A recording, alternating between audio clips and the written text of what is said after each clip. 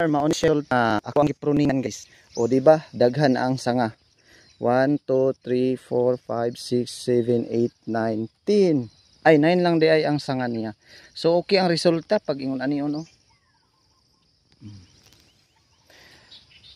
Maayod ang ato ang ginabuhat mga ka-farm na obvious kaayo nga kanang gipruningan na nagkata sa pinakatalbos niya guys, pinakatap.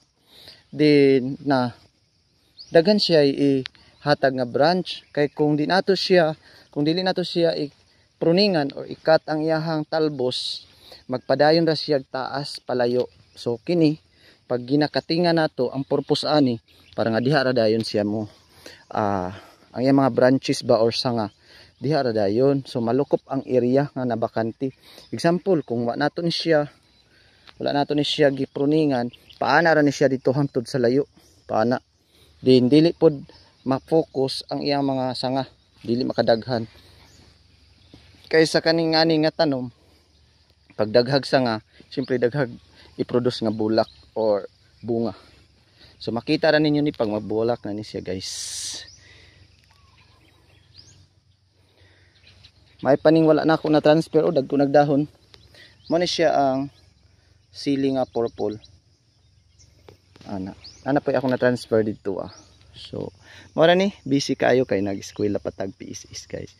Okay. Mga panalangin ni Jehovah nga wala dam ha.